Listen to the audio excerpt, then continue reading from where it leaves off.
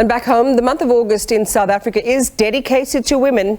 In 1956, 20,000 women staged a peaceful march to the union buildings in protest against the extension of past laws.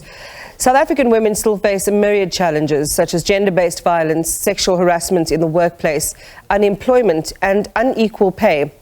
President Cyril Ramaphosa is expected to deliver the keynote address at this year's Women's Day celebrations in KwaZulu-Natal. Paulse took to the streets of Durban to engage with women from all walks of life about the issues concerning them. Watinti abafazi, watinti umbokodo translates, now you have struck the woman, you have struck a rock. In recent years, the phrase has been attributed to South African women's courage, their strength and force. But with the ongoing violence perpetuated against women and children by sexual predators, many are calling for government to act with haste. Tired of the rhetoric, they are calling for action. We need to be able to walk on the road in peace, not worry about who's walking behind us, not worry about getting pickpocketed and being abused, being taken somewhere.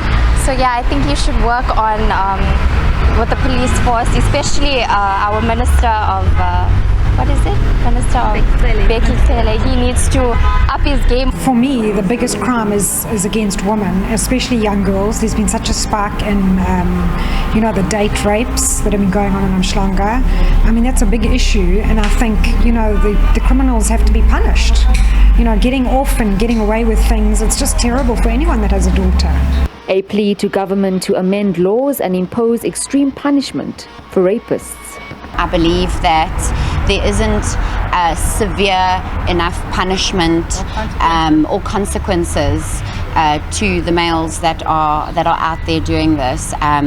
Again, our system is so overwhelmed. There are so many crimes happening that there's a blanket approach. So personally, if there was a more severe consequence, I believe that it would set a trend and a tone for the men out there. We stand for freedom and equality, but right now women are so afraid in general, whether it be daytime, nighttime.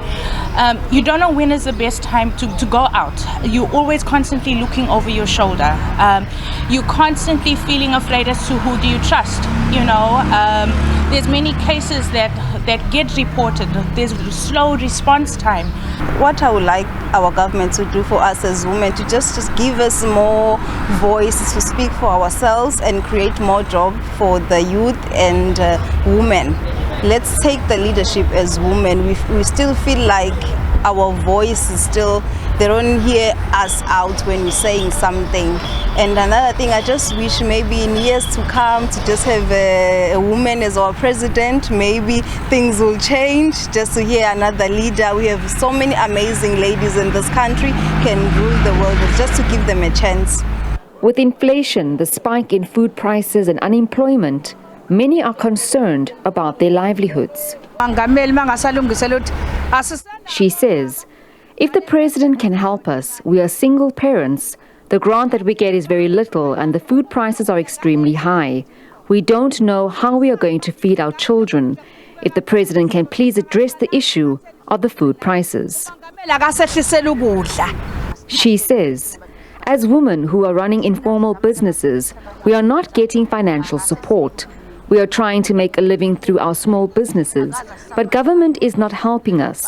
Our stock was destroyed by the recent floods in KZN, yet the government did not support us. Many women are suffering from unemployment. You saw that they're going to corporate worlds where they say, okay, men, we're not getting that much opportunity as women to work in forces and such high companies.